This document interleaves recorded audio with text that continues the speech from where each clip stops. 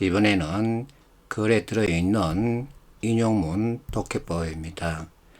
지문에도 가끔 인용문이 등장하죠. 이와 같은 인용문을 어떻게 해석할 것이냐, 그리고 이 인용문을 문제풀이에 어떻게 활용할 것이냐, 이것에 대한 얘기죠. 자, 인용문은 대개 글머리 또는 글꼬리에서 찾아볼 수 있습니다.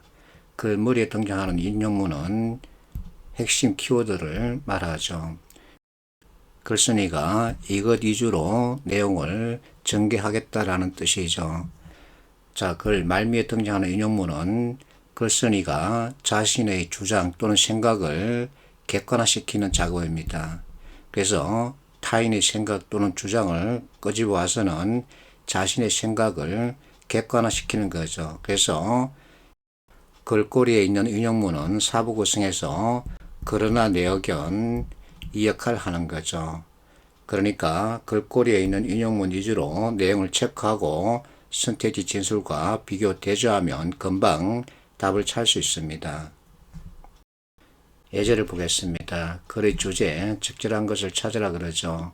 각 문단 첫 머리글을 보겠습니다. 취업 애로 계층 특징에 대해서 청년층과 노년층으로 나눠서 살펴보고자 한다는 거죠. 두 번째, 노년층, 청년층, 실업률에 대해서 비교하고 있습니다. 세 번째, 노년층 실업 문제, 청년층 실업 문제 특징에 대해서 역시 비교하고 있죠. 마지막 문단, 자, 제3자 등장했습니다. 그러면서 그가 한 말을 이렇게 인용하고 있죠. 그러면 이거 위주로 내용을 보면 됩니다. 자, 여기서 그가 하는 말은 일자리 매칭 프로그램을 개발할 필요가 있다는 거죠. 행동 방향이죠. 그래서 4번이 되죠.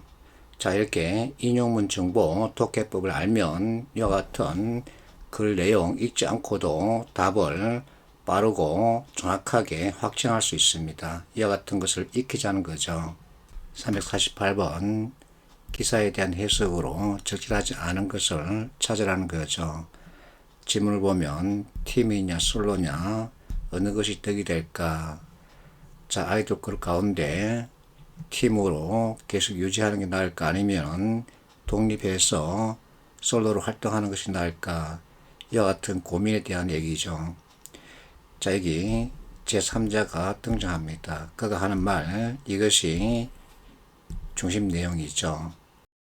수익이라는 측면에서는 솔로가 훨씬 낫다. 하지만 스타 멤버는 이연 부담을 끌어 남게 되고 나머지 멤버는 자기 수익을 조금 더 나눠주더라도 죽기 살기로 스타 멤버를 붙잡으려 할 것이다. 제3자 하는 말을 가지고 필자 자신의 생각을 객관화시키는 거죠.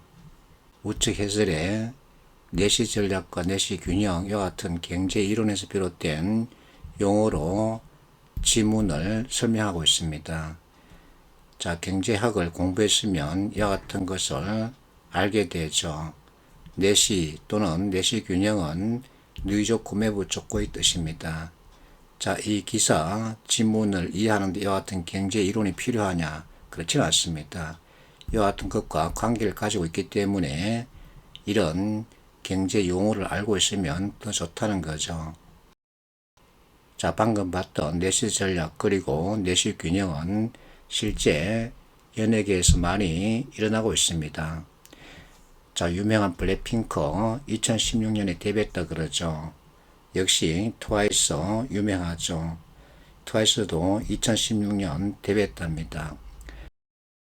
그런데 블랙핑크는 재계약을 앞두고 많은 소문이 떠돌았죠. 반면에 트와이스는 아주 부드럽게 재계약하는 데 성공했답니다. 여기서 블랙핑크와 트와이스 명성도 또는 인지도로 서로를 비교할 수 있습니다. 블랙핑크는 트와이스보다는 더 많은 팬을 확보했죠. 그리고 블랙핑크 구성원 개개인은 트와이스 구성원 개개인보다 명성 또는 인지도가 더 높습니다. 그래서 블랙핑크 구성원은 이론에서 봤듯이 뛰쳐나갈까 아니면 남을까 이와 같은 고민을 트와이스 멤버들보다 더 크게 하게 된다는 얘기입니다. 자, 선택지를 보면 1번 누이 좋고 매부 좋고 방금 설명했습니다. 3번 스타 멤버는 실패 리스크 때문에 선뜻 용기를 내지 못하고 팀에 남는다는 얘기죠. 4번 현실과 타협점 서로 알게 모르게 공유한다는 얘기죠. 그래서 답은 2번이죠. 자, 어떤 생각을 하든지 말든지 자신에게 유리한 조건만 챙긴다는 말은 아니죠. 349번 기출문제입니다. 지문 보면 첫 문장 자본주의 시스템하에서 성공 판타지는 어려운 현실을 극복하고 모든 것을 거머쥐는 소수 영웅들 전면에 내세움으로써 그 이면에 있는 다수의 실패자들을 은폐하는 역할을 한다. 자, 이것이 키워드입니다. 자, 지문 중간에 인용문이 있습니다. 왜 오늘날 그 많은 문제들이 불평등, 착취 또는 부당함의 문제가 아닌 불광용의 문제로 여기는가 하고 묻고 있습니다. 그렇다면 이 인용문의 뜻은 그 많은 문제들을 불평등, 착취 또는 부당함의 문제로 봐야 한다는 거죠. 그러면 이 내용 선택지 진술과 연결해서 비교 대조하면 되죠.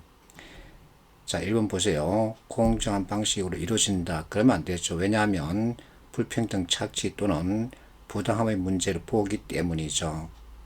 그래서 답은 1번이죠. 나머지 진술은 지문에서 쉽게 찾아서 비교 대조해 볼 수 있습니다. 350번 기출문제죠.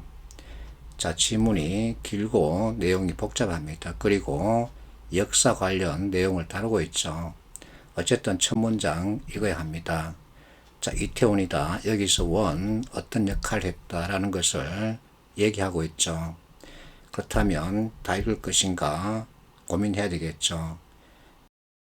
다행히 마지막 문단에 인용문이 등장하죠.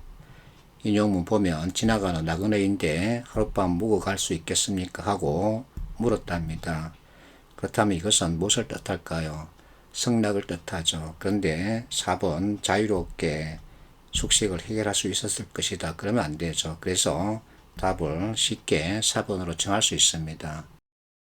봤듯이 인용문 정보 독해법을 알면 이와 같이 길고 어려운 내용들 다 읽지 않고도 답을 쉽고 빠르고 정확하게 찾을 수 있죠.